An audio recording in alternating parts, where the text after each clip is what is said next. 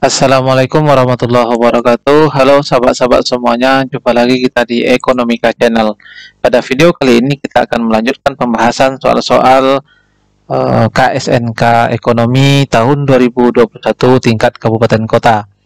Bagi sahabat-sahabat semua yang baru bergabung dengan channel ini, untuk mendukung channel ini lebih berkembang lagi ke depannya, jangan lupa like, subscribe, dan share ke teman-teman sahabat semuanya. Mudah-mudahan video ini bermanfaat bagi kita semuanya. Amin. Namun juga perlu disampaikan jika nanti di dalam pembahasan ada materi atau mungkin ada jawaban yang berbeda dengan teman-teman semua, silakan diketik di kolom komentar. Oke, langsung saja ke pembahasan. Soal OSNK Ekonomi tahun 2021 tingkat kabupaten kota. Soal nomor 16. Diketahui kurva permintaan dan kurva penawaran komputer di Makassar menunjukkan dengan persamaan QD sama dengan 100 dikurangi 20P dan QS sama dengan 10 tambah 40P. Di mana QD adalah jumlah paket komputer yang diminta dan QS adalah jumlah paket komputer yang ditawarkan di Jakarta. Pernyataan yang tepat berikut ini sehubungan dengan persamaan di atas. Nah, dari soal ini kita mengetahui ada fungsi permintaan, ada fungsi penawaran. Jadi kita akan karena soalnya optionnya panjang seperti ini, berarti kita harus cari satu-satu dulu berkaitan dengan penawaran dan permintaan soal ini.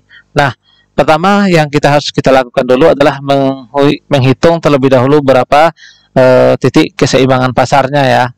Berarti di sini adalah titik equilibrium. Nah, di mana titik equilibrium ini kita dapatkan pada saat QD sama dengan QS atau bisa juga PD-nya sama dengan PS. Nah, karena di soal sudah kita ketahui di mana QD sama dengan 100 dikurang 20P dan QS-nya sama dengan 10 ditambah 40P. Nah, karena di sini sudah berbentuk QD dan sudah berbentuk QS, berarti kita langsungkan saja. Berarti untuk keseimbangan itu QD sama dengan QS. Berarti 100 QD-nya 100 kurang 20P sama dengan 10 ditambah 40P. Nah, kita samakan. Berarti 10-nya kita pindah ruaskan ke kiri, berarti 100 dikurang 10 sama dengan 40P ditambah 20P. Berarti 90 sama dengan 60P. Maka P kita dapatkan di sini nilainya adalah 1,5. Nah, ketika P sudah kita dapatkan, kita bisa masukkan ke dalam fungsi D atau ke dalam fungsi S. Nah, kita cobakan dulu ke dalam fungsi QD saja. QD sama dengan 100 dikurangi 20P. Berarti sama dengan 100 kurangi 20 kali 1,5. Nah, berarti 100 dikurangi 20 dikali 1,5 itu dapat nilainya 30. Maka kita dapatkan di sini Q-nya bernilai 70. Maka titik equilibriumnya di sini kita dapatkan Q, P berarti 70,1,5. Oke. Nah, kita bahas di sini yang A. Pada equilibrium banyaknya komputer yang akan dijual adalah 70 paket. Berarti Q-nya benar 70. Ya, benar. Pada harga paketnya itu sebanyak 1,5. Berarti kita kalikan 1 juta dapat 1.500.000. Berarti ini benar. Oke. B. Ketika harga komputer turun menjadi 2 juta per paket, maka jumlah permintaan komputer meningkat menjadi 58 paket. Atau di sini kita ganti ketika harganya turun menjadi 1,2 berarti 1.200.000, berarti kita anggap ini nilainya adalah 1,2 ya. Berarti kita masukkan misalnya di sini kita anggap ini perhitungan untuk yang B ya. Berarti untuk yang B, diketahui P-nya itu nilainya adalah 1,2. Nah, berarti Q-nya, QD sama dengan 100 dikurang 20 dikali 1,2. Maka didapatkan nanti nilainya 100 dikurang 20 kali 1,2 dapat 30. Maka nilainya adalah 70.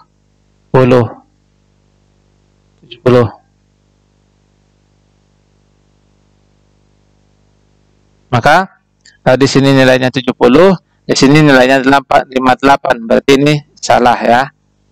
Harusnya ketika harganya itu diturunkan menjadi 1,2, maka jumlah permintaan terhadap barang tersebut akan meningkat menjadi 70, bukan 58. Berarti ini salah.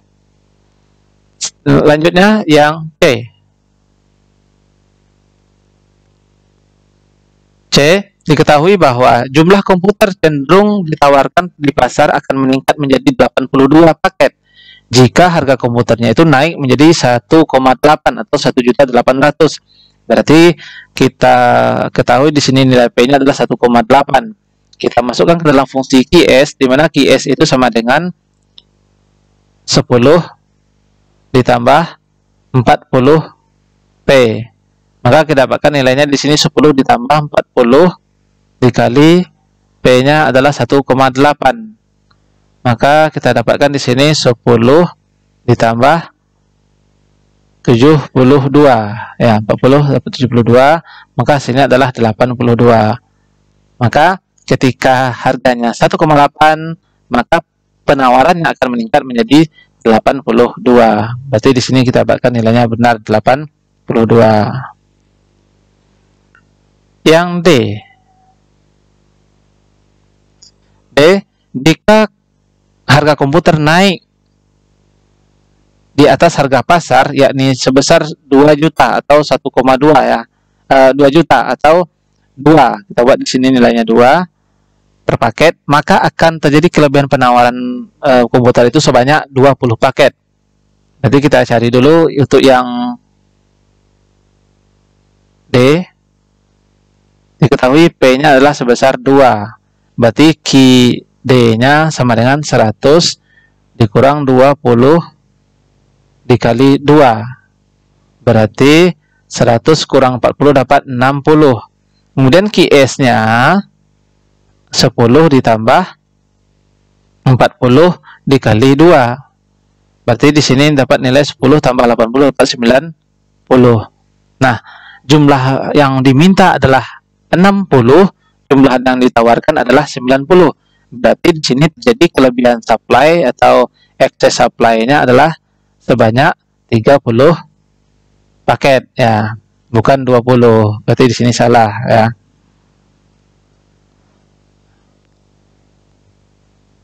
Kemudian yang E, jika penjual menetapkan harga jual sebanyak 5 per paket atau 5 juta, maka akan terjadi excess supply sehingga jumlah komputer yang dibeli cenderung lebih kecil dari 60 per paket ya. Berarti katanya di sini yang E, jika harganya sebesar 5 atau P-nya sama dengan 5. Kita buatkan dalam QD. QD berarti 100 dikurang 20 dikali 5. Berarti QD-nya adalah sebanyak 0. Tidak ada permintaannya karena harganya semakin tinggi, berarti QD-nya sama dengan 0. Sementara QS-nya 10 ditambah 40 dikali 5. Berarti 10 ditambah 200 dapat 210. Nah, artinya di sini apa? Ketika harga jualnya itu sebanyak 5, maka akan terjadi excess supply ya, benar. Ya, kita buktikan di sini permintaannya 0, sementara yang menawarkan itu adalah 210. Jumlah key-nya ya, atau jumlah komputer yang ditawarkan adalah 210. Ya, berarti terjadi excess demand-nya itu sebanyak 210. Maaf, terjadi excess supply-nya itu sebanyak 210. Nah, katanya di sini jika harganya ditetapkan itu sebanyak 5 juta per paket, maka akan terjadi excess supply, benar. sehingga jumlah komputer yang akan dibeli cenderung lebih kecil dari 60. Jadi 0 itu memang kecil dari 60. Berarti ini juga benar. Oke teman-teman, jadi sebenarnya ini soalnya banyak jawabannya gitu ya. Jadi teman-teman boleh lihat dikunci, karena jawaban dikunci itu sebenarnya adalah yang E. Oke, jadi teman-teman bisa maknai sendiri begitu. Maka nomor 16 itu sesuai dengan kunci, jawabannya adalah yang E. Soal selanjutnya. Soal nomor 17, diketahui dari hasil survei bahwa rata-rata pendapatan per kapita masyarakat mengalami peningkatan dari 3.200.000 menjadi 4.800.000. Pada saat yang sama, jumlah barang kedelai dalam bentuk kedelai yang ditawarkan turun dari 4.000 ton menjadi 3.000 ton. Dan jumlah terigu yang diminta adalah naik dari 6.000 ton menjadi 6.300. Maka berkaitan dengan hal tersebut, maka sesuai dengan elastisitasnya, pernyataan yang tepat dari data di atas adalah A. Barang kedelai dan barang terigu adalah barang substitusi. B.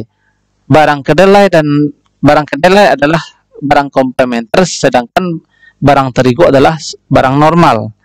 C. Barang kedelai adalah barang mewah dan terigu adalah barang kebutuhan pokok. D. Kedelai adalah barang normal dan terigu itu barang komplementer. E. Kedelai itu barang inferior, sedangkan terigu adalah barang normal. Jadi di dalam soal nomor 17 ini yang diketahui bahwa berkaitan dengan elastisitasnya, karena di sini di soalnya di pembukaannya berkaitan dengan permintaan, berarti adalah elastisitas permintaan atau EY ya, di mana elastisitas permintaan itu ada 3 macam untuk barangnya. Pertama adalah untuk barang inferior, jika elastisitas permintaan itu kecil dari 0. Yang kedua adalah barang kebutuhan pokok. Barang kebutuhan pokok atau disebut juga dengan barang normal, jika elastisitas 0 sampai dengan 1 gitu ya. Dan terakhir adalah barang mewah. Untuk barang mewah, jika elastisitas EY-nya itu nilainya itu besar dari 1. Nah, untuk barang kebutuhan pokok dengan barang mewah, ini elastisitasnya itu ketika pendapatan naik, maka permintaan terhadap barang mewah dan kebutuhan pokok juga akan naik. Bedanya adalah kenaikan untuk barang kebutuhan pokok atau barang normal tidak sebegitu besar untuk kenaikan seperti kenaikan barang mewah. Maksudnya gini, ketika pendapatan kita bertambah, permintaan terhadap kebutuhan pokok misalnya beras ataupun nasi naiknya itu tidak seberapa begitu ya. Berbeda dengan untuk barang-barang lain seperti untuk barang mewah.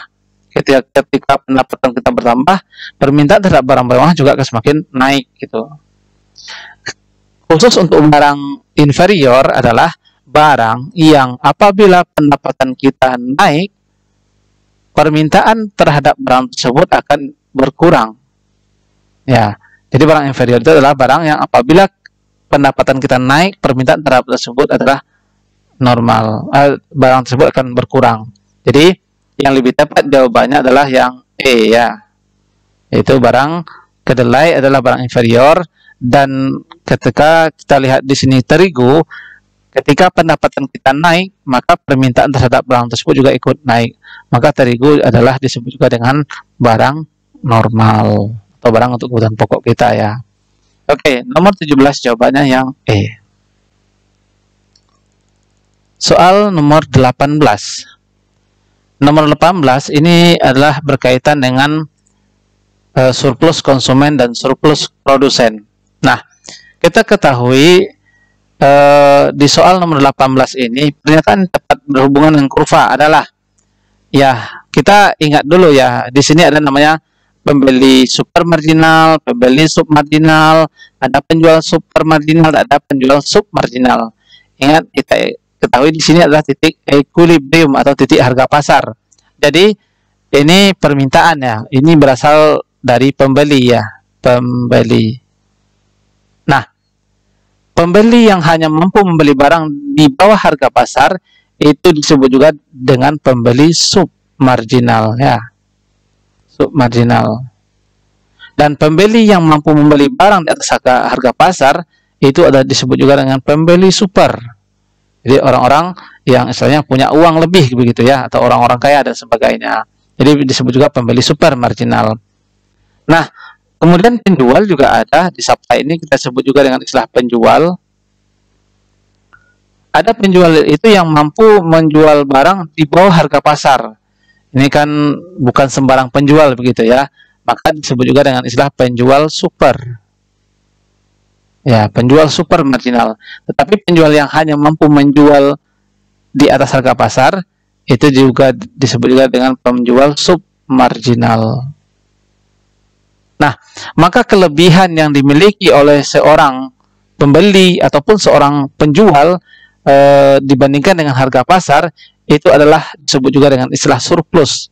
Berarti wilayah yang atas ini sampai ke harga pasar ya, ini disebut juga dengan istilah surplus konsumen atau premi konsumen. Sedangkan di bagian yang di bawah atau yang B ini disebut juga dengan istilah surplus produsen, kelebihan yang dimiliki oleh produsen karena dia mampu menjual barang itu di bawah harga pasar gitu. Nah, kita baca dulu yang A. Daerah A itu adalah surplus konsumen. Benar, surplus konsumen yang dinikmati oleh konsumen submarginal. Nah, berarti ini salah. Harusnya yang menikmati surplus konsumen itu adalah pembeli super ya, pembeli super marginal. Siapa itu pembeli super marginal? Yaitu pembeli yang memiliki daya beli di atas harga pasar gitu. Berarti karena ini salah, berarti yang A salah. B. Surplus daerah A adalah daerah surplus produsen. Ya salah. A itu bukan surplus produsen ya, harusnya surplus konsumen. Salah. C. Daerah B itu surplus konsumen. Iya salah lagi. Daerah B itu bukan surplus konsumen, itu adalah surplus produsen. Berarti ini salah.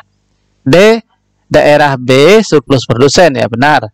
Yang dinikmati oleh produsen supermarginal, ini benar ya.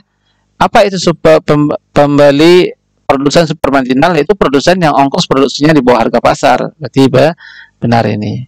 E. Surplus konsumen ataupun produsen dinikmati oleh produsen konsumen marginal, yaitu konsumen atau produsen daya belinya sama dengan penjual pasar. Berarti ini salah ya. Oke. Kalau dia konsumen atau produsen marginal, dia tidak menikmati yang namanya surplus konsumen atau surplus produsen. Maka nomor 18 jawabannya adalah yang D. Nomor 19. Perhatikan kurva keseimbangan berikut. Ini kurva DMR sama dengan AR. Berarti ini di dalam pasar persaingan sempurna ya. Pernyataan yang tidak tepat dari kurva keseimbangan di atas adalah A. Perusahaan berusaha berproduksi pada saat MR sama dengan MC agar perusahaan memperoleh laba maksimum. Ya benar ya. Jadi kan syarat laba maksimum ini dicapai pada saat dengan MR sama dengan MC. Jadi bagaimanapun perusahaan dia akan berusaha untuk memperoleh laba maksimum dengan cara menyamakan antara MR dengan MC. Berarti benar. B. Laba yang diperoleh perusahaan adalah sama seluas bedang EFGH. Ini benar ya, ini laba daerah labanya. C. Kurva keseimbangan di atas adalah kurva keseimbangan dalam jangka pendek untuk pasar persaingan sempurna. Benar ya. Karena kalau dalam pasar persaingan sempurna untuk jangka panjang, labanya akan laba normal gitu. Kalau laba supernormal, ini daerah supernormal, ini perusahaan dalam pasar persaingan sempurna dalam jangka panjang. D. Perusahaan bisa memproduksi sebesar Q2 karena biayanya masih tertutup oleh pendapatannya, atau pengusaha itu tidak akan rugi ya.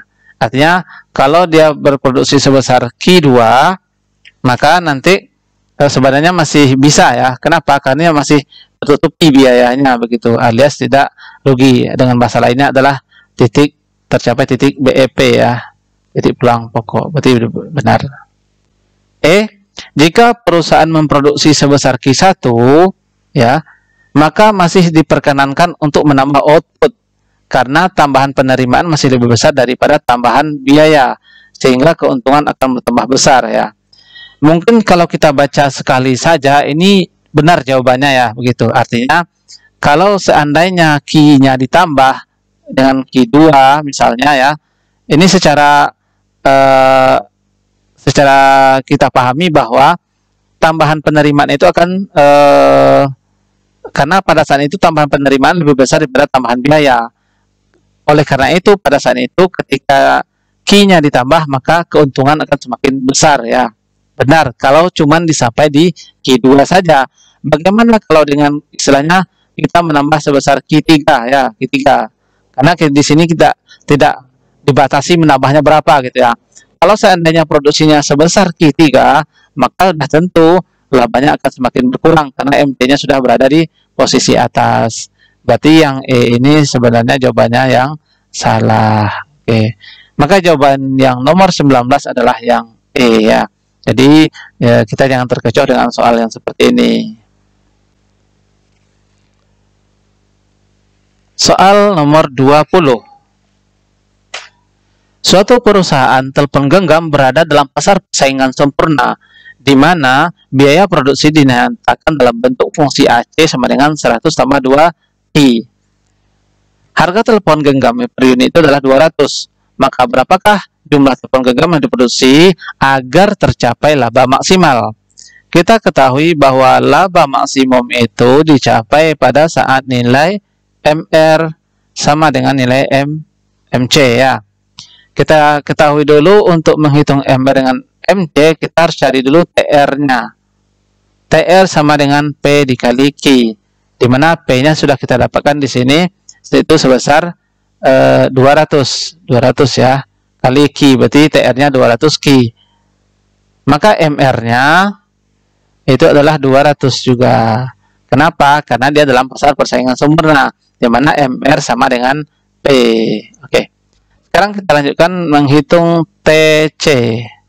TC kalau kaitannya dengan AC, berarti TC itu sama dengan AC dikali Q. Berarti kita dapatkan di sini 100 ditambah 2Q dikali Q. Berarti kita dapatkan di sini 100Q ditambah 2Q kuadrat. Oke, ini TR-nya. Maka MR-nya kita dapatkan sebenarnya 100 ditambah 4Q ya, turunan. Maka kita dapatkan dari sini MR sama dengan MC. Berarti MR-nya tadi 200 ditambah sama dengan 100 ditambah 4P. Maka maaf, ini Q ya. Q berarti 4Q ya, 4Q. Berarti ini 200 dikurangi 100 sama dengan 4Q. 4Q ya Allah. 100 sama dengan 4Q. Berarti Q-nya adalah 25. Maka laba maksimum itu tercapai pada saat produksinya sebanyak 25 unit. Maka jawabannya adalah yang D. Oke, itu saja dulu teman-teman semuanya video kita kali ini. Kita sambung pada kesempatan lain. Mudah-mudahan video ini bermanfaat bagi kita semua. Terima kasih. Assalamualaikum warahmatullahi wabarakatuh.